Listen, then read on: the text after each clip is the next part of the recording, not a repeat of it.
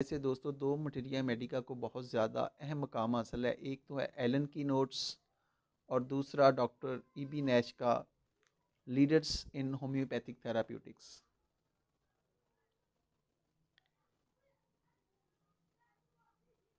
अगर इनको आप रीड करें तो ये क्लिनिकल प्रैक्टिस के हवाले से ये बहुत फ्रूटफुल आपके लिए साबित होंगे।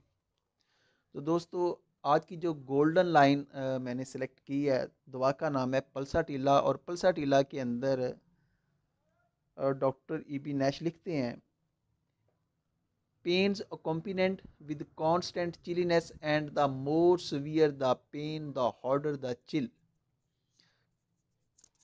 यानी कि अब आपको पता है कि पल्साटीला का पेशेंट जो होता है उसके लिए दर्द को बर्दाश्त करना बड़ा मुश्किल होता है, वो छोटी छोटी तकलीफ को भी बर्दाश्त नहीं करता। तो जब पल्साटीला का मरीज़ हमारे सामने आएगा और ख़ास तौर पर वो किसी तकलीफ़ में होगा या दर्दों के हवाले से होगा, तो दर्दों के साथ अकम्पिनेंट उसके साथ हमें ये जो कंडीशन है वो मिलेगी कि मरीज़ बहुत ज़्यादा सर्दी या कपकपी महसूस कर रहा होगा, सर्दी में बहुत ज़्यादा ठिठुर रहा होगा। और जिस कदर उसको दर्द का लेवल ज़्यादा होगा उसी निस्बत से उसको जो सर्दी भी ज़्यादा महसूस हो रही होगी, उस कदर वो ज़्यादा चिलीनेस होगा, उस कदर उसको ज़्यादा कपकपी महसूस हो रही होगी, उसी कदर वो ज़्यादा ठंड महसूस करेगा, उसकी थरथराहट भी पेन के साथ ज़्यादा होगी। जितनी दर्द ज़्यादा है उसी कदर वो साथ थरथराहट उसको महसूस हो रही है, कपकपी महसूस हो रही है। तो ये पल्साटीला यहाँ पर आपके फ़ौरन माइंड के अंदर आ जाएगी कि भाई पल्साटीला दवा है।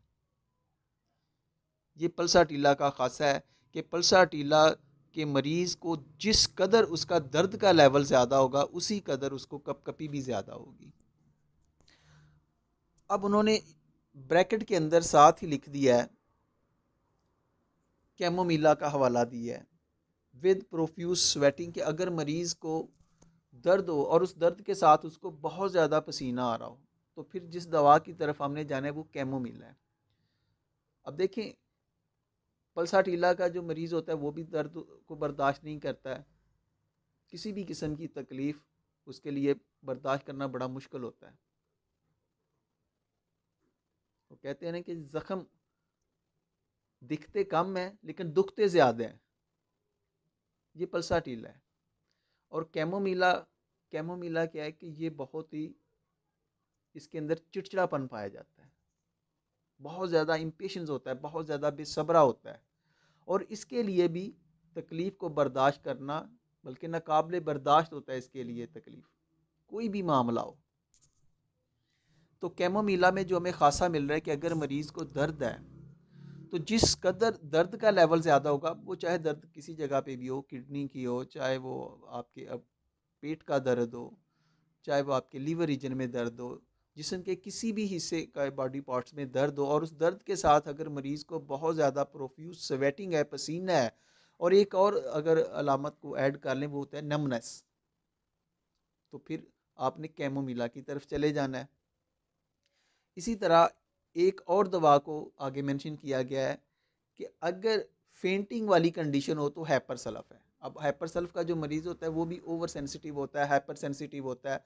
इसके मरीज़ के लिए भी जो दर्द को या तकलीफ़ को बर्दाश्त करना बहुत ज़्यादा मुश्किल होता है। ये चिल्ली पेशेंट होता है, बहुत ज़्यादा सर्दी महसूस करने वाला होता है, और छोटा सा भी दुख हो तो उसके साथ ये मुरझा जाता है, उसके साथ ये बहुत ज़्यादा अपने अंदर कमज़ोरी को महसूस करता है, जिसको कहते हैं ना जी फेंटिंग, थोड़ दिला,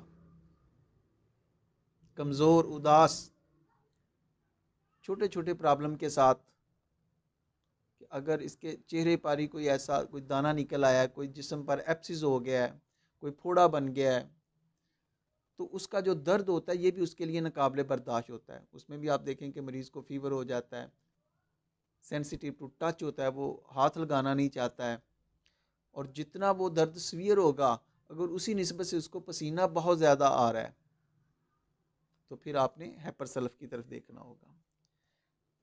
जो चौथी मेडिसिन मेंशन की है वो है विद फ्रीक्वेंट मिक्चोरेशन, थूजा, कि अगर मरीज़ को दर्द भी हो रहा है और उस दर्द के साथ मरीज़ को बार बार पेशाब आ रहा है, तो फिर आपने थूजा की तरफ जाना है। और अगर दर्द के साथ मरीज को हज़ियानी कैफियत हो, डिलीरियम हो, तो फिर वरेटम एल्बम मेडिसिन लिखी हुई है। यानी कि ये देखें कि ये आपने एक लाइन सिर्फ आपके सामने ये पल्साटीला का ये रूप सामने आए कि पल्साटीला के मरीज के लिए जो दर्द होती है, जिस कदर उसका दर्द का लेवल ज़्यादा होता है उसी कदर उसको ठंड भी ज़्यादा लगती है, उसी निस्बत से उसके अंदर कपकपी बहुत ज़्यादा होती है। तो ये पल्साटीला है।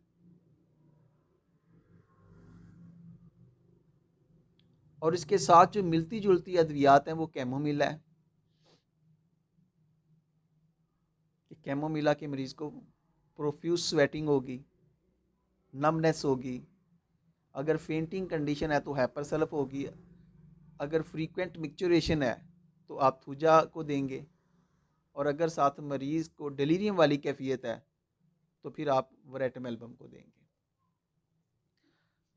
तो इस तरीके से एक दवा के साथ हमें जो 3-4 और अद्वियात उसी अलामत पर आ रही हैं उनका भी पता चल जाता है। और दोस्तों ये है मेडिसिन को समझने का और क्लिनिकली अप्लाई करने का बेस्ट वे, कि आपको एक दवा के साथ एक अलामत जब उसकी सामने आती है तो उसके साथ आपको दूसरी अद्वियात का भी पता चल जाता है। और ये जो लाइन है ये इसलिए भी ज़्यादा अहमियत रखती है कि हमने सिर्फ और सिर्फ पल्साटीला को वार्म ब्लडेड, यानी कि इसका मरीज होता है ये सेंसिटिव टू हीट होता है। हर दवा के अंदर डबल वर्जन होता है ये। और अगर इसके शुरू में इसको देखें तो फ्लिग्मेटिक टेम्परामेंट लिखा हुआ है। फ्लिग्मेटिक टेम्परामेंट मीन्स कि इसका जो पेशेंट होते हैं वो सुस्त होते हैं, बल्गमी मजाज होते हैं, और बल्गमी मजाज का खासा है कि वो ज़्यादा सर्दी भी महसूस करते हैं। तो जब ये प्रॉब्लम्स में होती है पल्साटीला, ख़ास तौर पे अगर फ़ीवर इसको हो गया है तो ये बहुत ज़्यादा सर्दी महसूस करती है। ऐसे पेशेंट देखे हैं कि जनाब वो कहते हैं कि पूरे घर के कपड़े जो है ना वो उसको ला के दे दें, एक रज़ाई से एक कंबल से उनका काम नहीं बनता। वो कहते हैं कि और की ख्वाहिश करते हैं। और साथ क्या होगा कि वो अपने चेहरे को ढांप के नहीं रखेंगे, कहेंगे कि भाई दरवाज़ा खुला रहने दें। यहाँ पर आपने जो है ये आपकी बात जो है यहाँ पर आपको ये डोमिनेंट जो फीलिंग है ये पल्साटीला की तरफ ले जाती है। हैपर सल्फ नक्समिका का जो पेशेंट होता है ये भी बहुत ज़्यादा सर्दी महसूस करते हैं। बल्कि हैपर सल्फ के अंदर आपने पढ़ा होगा कि अगर जिस्म का कोई भी हिस्सा बाहर रह जाए, हाथ बाहर रह जाए या कोई भी जिस्म का हिस्सा थोड़ा सा भी, तो मरीज़ को खांसी शुरू हो जाती है। इसी तरीके से फीवर के दौरान या अपनी कंप्लेंट्स के दौरान जो नक्स व मिका का पेशेंट होता है वो भी अपने आप को ढांप के रखना चाहता है। तो दोस्तों ये जो रेड लाइंस होती हैं, ये जो कुछ इम्पॉर्टेंट इसके अंदर हर दवा के अंदर कुछ चीज़ें मौजूद होती हैं, अगर हम उन पर फोकस करें तो क्लिनिकल प्रैक्टिस के हवाले से हम बेहतर नताज ले सकते हैं। इसी के साथ अली शबाज को इजाज़त दीजिएगा, अपना ख्याल रखिएगा और मेरे चैनल को ज़रूर सब्सक्राइब करें। इंशाल्लाह इससे